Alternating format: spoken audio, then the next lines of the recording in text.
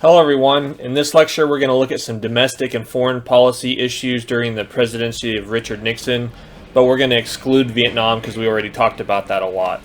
Now, Richard Nixon was born in Yorba Linda, California on January 9th, 1913. He was raised in a Quaker family and he was raised in a close-knit family. He was a very good student growing up and he liked politics from an early age. There's a story about him standing on a tree stump when he was an 8-year-old kid, telling his friends that they should vote for Warren G. Harding in the election of 1920. Now, Nixon's early life was full of tragedy and hardships. He had multiple siblings that died early in life. His brother Arthur died when Nixon was 12, and his other brother Harold died when Nixon was 20 years old. His family sort of struggled to make ends meet out in California. The family owned a general store and a gas station in Whittier, California.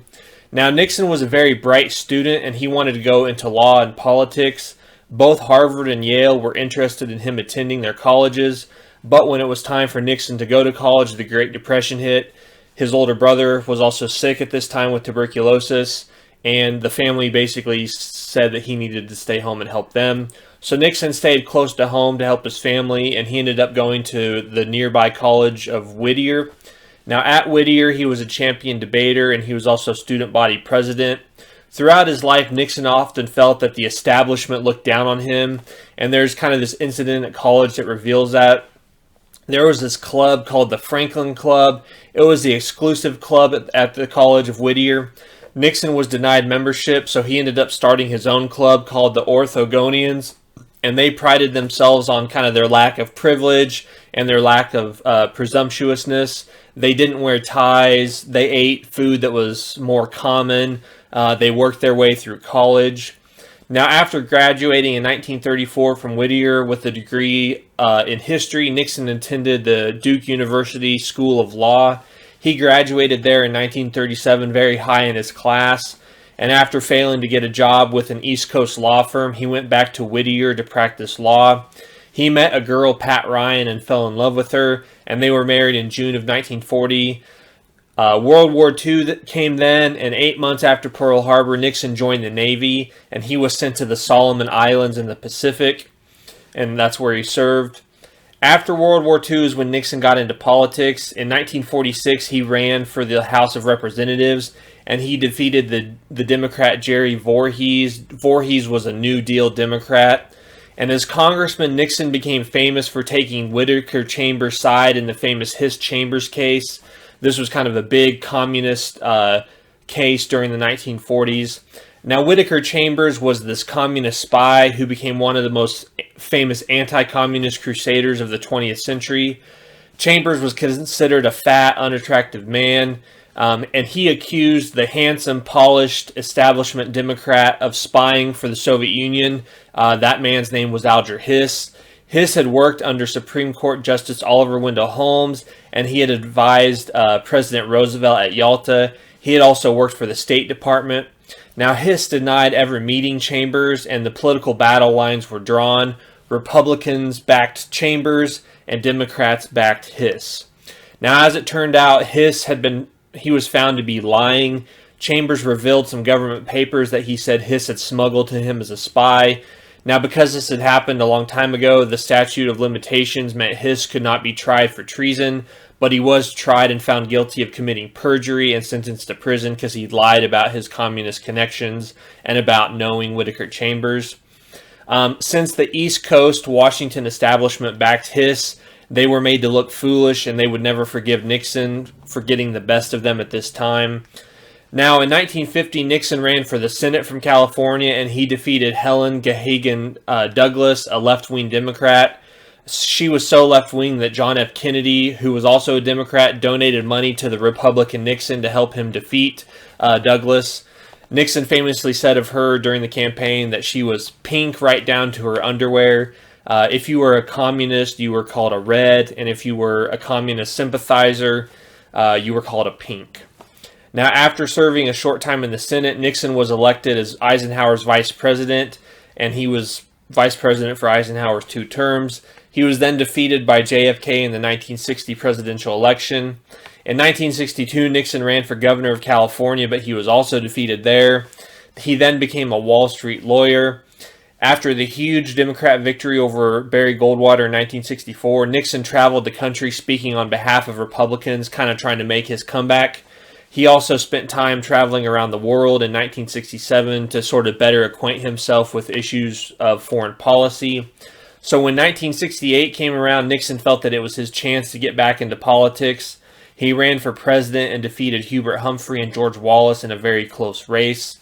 So Nixon becomes president, and he's president from 1969 to 1974, and his main focus would be in foreign policy, especially on getting America out of the Vietnam War in an honorable way that did not result in the collapse of South Vietnam.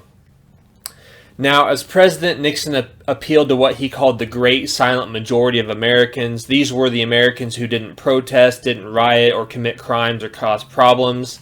His vice president was Spiro Agnew. He had been governor of Maryland when elected as Nixon's vice president. He was basically Nixon's attack dog, who was known for memorable phrases. He criticized opponents as nattering nabobs of negativism and hopeless hypochondriacs of history. He lamented that a paralyzing, permissive philosophy pervades every policy that the anti-war protesters espouse, so very big on alliteration. Now, Nixon was in many ways a liberal, not a conservative Republican, or maybe a moderate Republican. He did not govern like a Goldwater Republican would have, slashing the New Deal and the Great Society out of existence. He doubted the wisdom and motivation of the elite in government, and he did grow the size of the federal government, as we will see, but he didn't cut government like Goldwater would have. He can kind of be described as a transitional president between the liberal consensus presidents of JFK and LBJ, and then the Reagan presidency, which we'll look at later. Nixon called his approach to governing New Federalism. He promised to reverse the flow of power from the states to Washington, so basically take power out of Washington and return it to the states, and thereby decentralizing government. Now, in actuality, the size of government grew under Nixon. Now, one thing the New Federalism did was included this revenue sharing plan that would basically earmark block grants of federal money to states and localities and give them greater freedom to spend it. So in that way, he sort of did decentralize things. He let states be more in control of the money that they got from the federal government. He's still giving a lot of money as the federal government to states, just lets them have a little bit more say in how to run things. Now, Nixon passed a significant amount of domestic legislation as president, despite denouncing the Great Society in the 1968 election. Part of the reason is that Nixon always had a Democrat Congress while he was president, pushing for more reforms and more programs. In his first term, Nixon did these things. He extended the Voting Rights Act of 1965. He funded the war on cancer and increased spending for medical training. He increased spending on the National Endowment for the Arts and Humanities. He signed what became known as Title IX into law in 1972. This banned sex discrimination in higher education. He signed a Supplemental Security Income Program into law, which replaced the joint federal state assistance to the blind, aged, and disabled with fully national payments.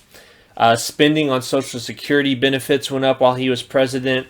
He did propose a new program called the Family Assistance Plan. It was supposed to take the place of aid to families with dependent children. It would have guaranteed incomes of $1,600 to families of four and another $800 worth of food stamps. But liberals thought this didn't go far enough, while conservatives thought it went too far and it was never passed. Patterson writes in Grand Expectations, during Nixon's first term, means testing federal spending per person in poverty rose by approximately 50%. Nixon's spending and economic growth helped in the short run to cut poverty from 12.8% of the population in 1968 to 11.1% in 1973. Now, one area that exploded under Nixon was affirmative action. Although LBJ had been the one to call for affirmative action, Nixon made it a widespread reality. LBJ had called for employees to pursue affirmative action to make up for discrimination against individuals, but Nixon took a different approach. This was Nixon's Philadelphia Plan, and it was established in October of 1969. It called for construction unions in Philadelphia that employed government contracts to set up goals and timetables to hire black workers. In 1970, this was enlarged to include all federal hiring and contracting. So basically, under LBJ, there were no goals, timetables, or set-asides for minority groups, but under Richard Nixon, there were. Patterson writes that Richard Nixon, quote, transformed the meaning of affirmative action. In a twist of irony, many liberal groups, such as unions and the NAACP, opposed the Philadelphia Plan. Now, Nixon did many other things while he was president. In January 1970, he signed the National Environment Policy Act, and this created the Environmental Protection Agency, the EPA. The EPA required that before federal building projects could be undertaken, an environmental impact study had to be done. Now, one of the big problems from a limited government perspective is that the EPA was authorized to enforce its regulations. So here is a great example of Americans being forced to follow regulations and not laws.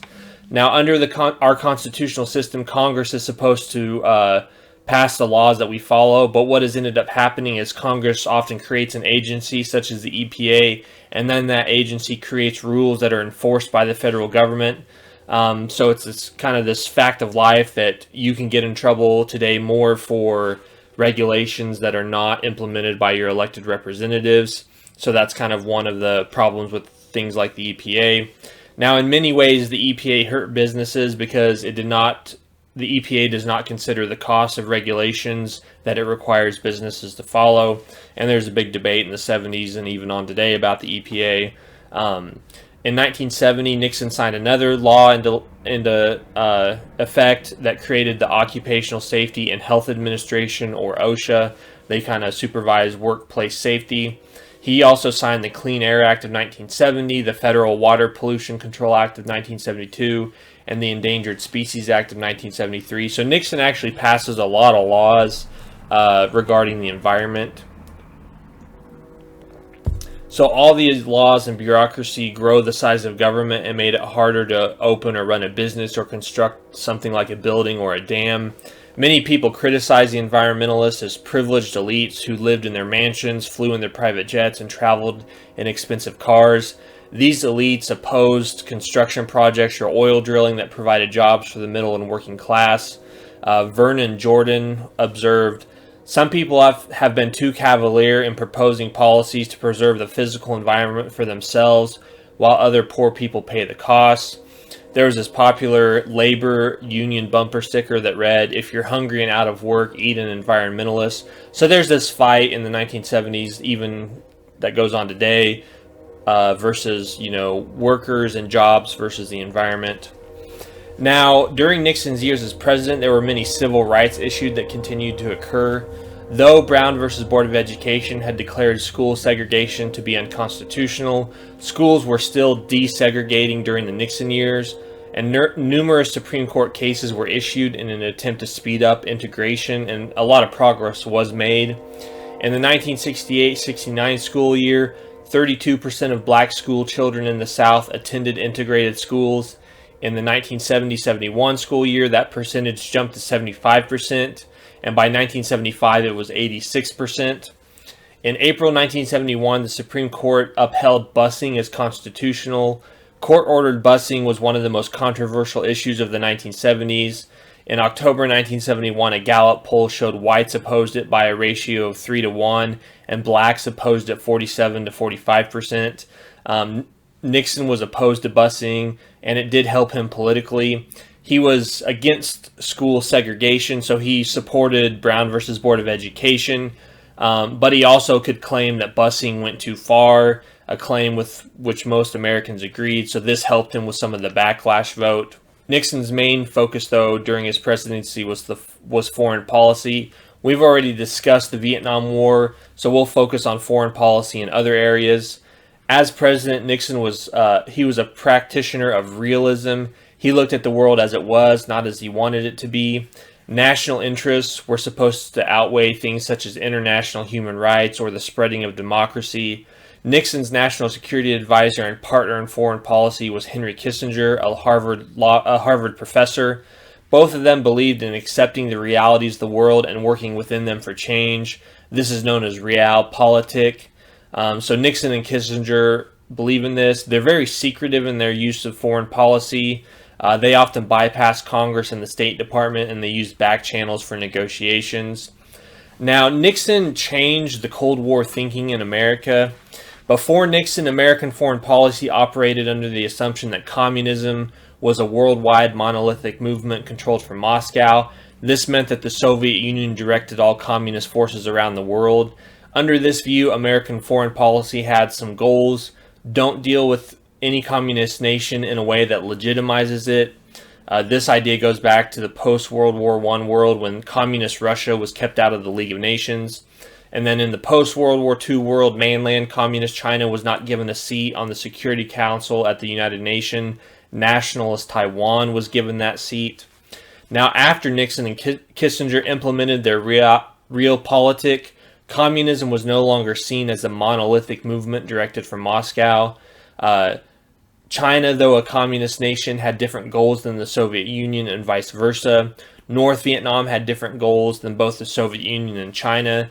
Nixon and Kissinger began to deal with each communist nation as a nation with its own set of interests and goals, not necessarily as a nation that was part of a monolithic communist movement that had all the same goals and aspirations.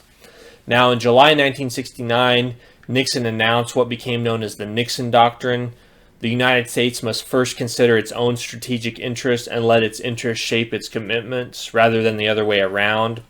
In September 1970, Nixon and Leonid Brezhnev, the Soviet leader, came to an agreement over issues relating to Cuba. The Russians agreed to stop building a submarine base in Cuba and stop giving Castro offensive missiles. And in return, Nixon promised that America would not invade Cuba. Now, those agreements were made in secret. Many within the American government didn't even know about them. In September 1971, Nixon and Brezhnev accepted a four-power agreement that kind of lessened tensions in Berlin. And then in February 1972, Nixon pulled off one of his biggest foreign policy victories. He opened up China. Now, the Russians and the Chinese had been growing apart ever since Stalin's death. Nixon hoped he could drive a wedge between them in order to get what he wanted from each. He wanted both of them to stop aiding North Vietnam, and he also wanted an overall thaw in the Cold War with the Soviet Union. Now, in 1971, Kissinger made a secret trip to China and worked out the details for Nixon's trip, which would take place in 1972. This was a very big deal. You know, the man, Nixon, who had spent his political career as a Cold Warrior, railing about the dangers of communism, he was about to heal relations with the most populous communist nation in the world. So in February 1972, he travels to China. Nixon meets with Mao, and they discuss many issues. The trip helped Nixon's hand in the Vietnam War, and in return, the United States pulled away from their previous commitments to Taiwan. Mainland China was allowed in the United Nations, and Taiwan was voted out. And then later, mainland China was recognized as the true China and officially recognized as such in 1978. Now, a few months after Nixon's China visit, he made a historic trip to Moscow to meet with Brezhnev. So in May 1972, he goes to Moscow. Negotiations between the Soviet Union and the United States regarding arms limitations had been going on for years.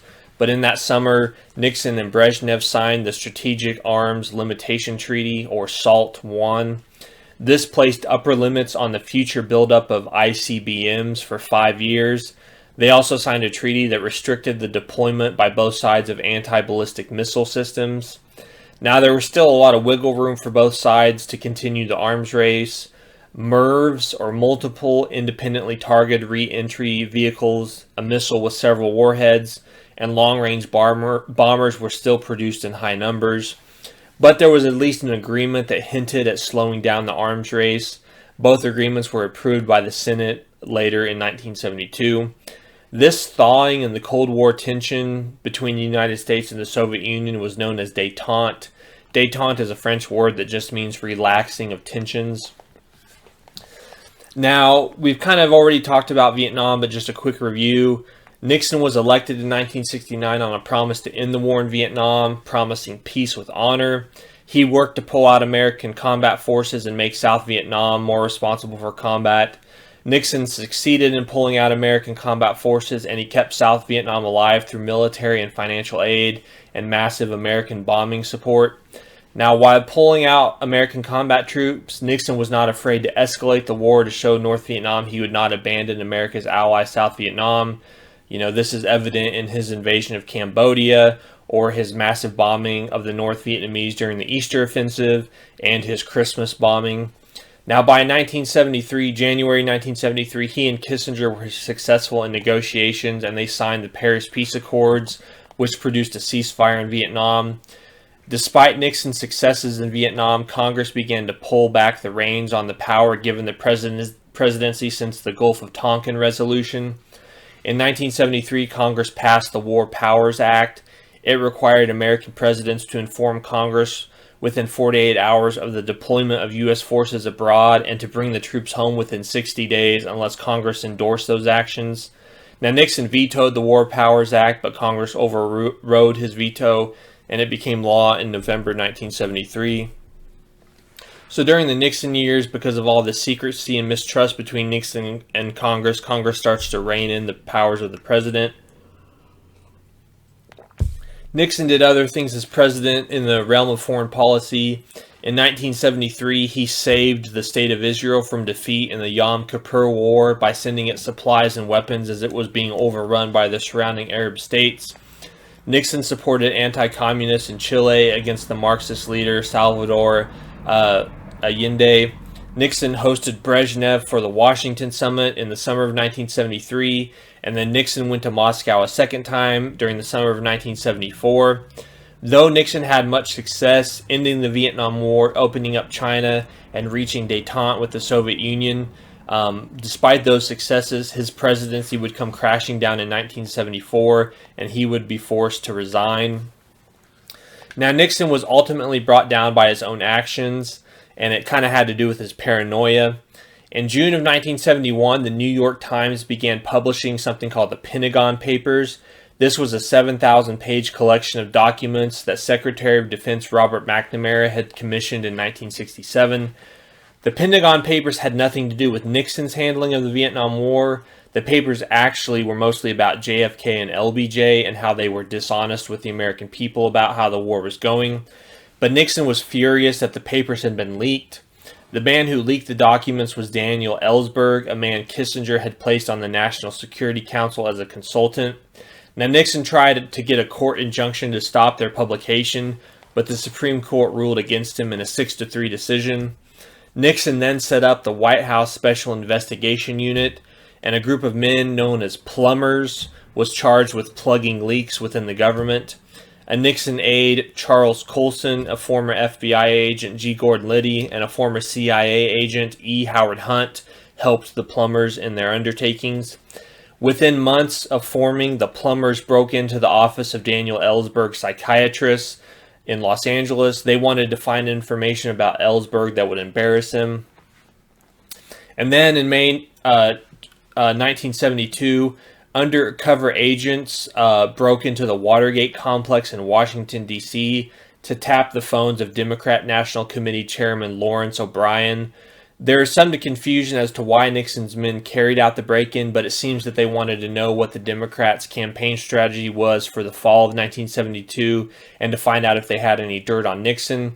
Something went wrong with this initial tap that was done in May of 1972, and the men went back in June of 1972, and they were caught and arrested when they tried to fix the wiretap. Now, it's not known if Nixon knew about the break-in in advance. He denied it, and his press secretary, Ron Ziegler, called it, quote, a third-rate burglary attempt. Some of the burglars had address books that linked them to one of the plumbers working for the committee to re-elect the president, or CREEP, and that man was E. Howard Hunt. But whether or not Nixon knew about it in advance, he did learn of it afterwards, and he did attempt to cover it up. He arranged for hush money to be paid to those involved, which eventually reached $500,000. On June 23, 1973, Nixon ordered his aide, H.R. Haldeman, to have the CIA stop the FBI investigation into the break-in. So this is an illegal act, this is an obstruction of justice, and this is what brings Nixon down. So it's not the break-in, but it's the cover-up that brings him down. Now, Nixon did win re-election in 1972. He may have had to run against Massachusetts Senator Ted Kennedy in 1972, but Ted Kennedy had driven home drunk from a party in July of 1969. He drove his car off the Chappaquiddick Bridge in Massachusetts. There was a woman in the car, Mary Jo Kopechne, and she drowned in the accident. Kennedy had escaped the car, but he did not try to get Kopechne out of the car, and he did not go for help. He just went home and waited until the next morning to report the accident. And Kopechne actually died of drowning, not injuries from the car wreck. So he's out as a presidential contender. George Wallace was also planning to run in 1972, but he was shot in May of 1972 and was forced out of the race. The Democrats struggled to find a candidate, but they eventually settled on George McGovern, a senator from South Dakota. He had been a bomber pilot in World War II and had won the Distinguished Flying Cross. He later earned a doctoral degree in American history, and he was a college professor. McGovern was seen as very liberal on many issues. Democrat Vice President Hubert Humphrey had associated McGovern with, quote, the 3 A's of acid, abortion, and amnesty, and Nixon ended up using that line during the campaign. McGovern picked Senator Thomas Eagleton of Missouri as his running mate, but he was later taken off the ticket because it was revealed that he had undergone electroshock therapy for depression. He was replaced with Sergeant Shriver, who had been LBJ's point man in the War on Poverty. With Nixon just about to get America out of the Vietnam War and the economy seemingly doing well, Nixon won a 49-state landslide. McGovern only won Massachusetts and the District of Columbia. So he wins a huge election. Now, getting back to Watergate, those involved in the break-in were indicted. So too were G. Gordon Liddy and E. Howard Hunt, who were Nixon's plumbers. 2 Washington Post reporters, Carl Bernstein and Robert Woodward, followed the case, and they reported on a slush fund that CREEP was operating to buy the silence of those involved. And in January of 1973, the 5 burglars at the Watergate break-in and Hunt and Liddy were found guilty. One of the burglars, James McCord, implicated higher-ups in March of 1973. People close to Nixon soon were pressured to resign from his administration. In May of 1973, there were televised hearings in which McCord accused those of working with Nixon of having foreknowledge of the break-in. In July of 1973, Alexander Butterfield, a former aide to Haldeman, who was Nixon's aide, he revealed that Nixon kept secret recordings of conversations that had taken place in the Oval Office. Soon, Special Prosecutor Archibald Cox was fighting to get those tapes released. Nixon tried to get his Attorney General Elliot Richardson to fire Archibald Cox, but he refused. So did the next in command at the Justice Department, William Ruckelshaus. Nixon later convinced his Solicitor General Robert Bork to file Special Prosecutor Cox. These actions took place on October 20th, 1973, and they were referred to as the Saturday Night Massacre. So basically, Nixon can't get his Attorney General or second in command to fire the special prosecutor, so Nixon gets rid of those who won't fire him and finds someone who will. Now, this wasn't the only bad news for Nixon in October. On October 10th, Vice President Spiro Agnew was forced to resign after pleading no contest to tax evasion. House GOP leader Gerald Ford was confirmed as the new vice president. Ultimately, a new special prosecutor was named, Leon Jaworski.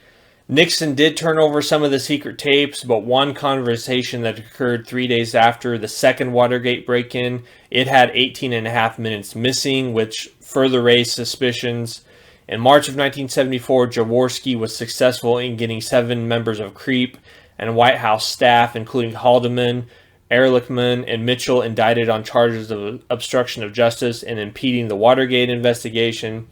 On April 30th, 1974, Nixon, still refusing to release the secret Oval Office tapes, released 1,300 pages of transcripts of the tapes, but many things were redacted. On July 24th, 1974, the Supreme Court ruled in United States v. Nixon that Nixon had to turn over those secret tapes, and it's basically getting close to the end for Nixon. At the end of July 1974, the House Judiciary Committee voted to impeach Richard Nixon. Nixon was not technically impeached. This was just a vote to have the whole House vote on impeachment. but all the Democrats and a good number of the Republicans on the committee voted for impeachment, so Nixon probably would have been impeached. Many leaders started calling for him to resign, especially after they heard the tapes of the June 23rd conversation in which Nixon pushed to have the CIA stop the FBI from investigating the Watergate break-in.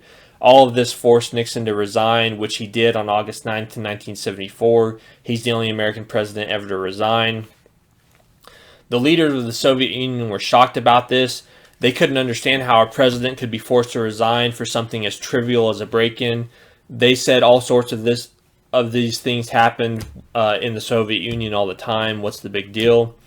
In September 1974, Gerald Ford pardoned Nixon. It would be up to Gerald Ford to try and hold the nation together after one of its greatest presidential scandals.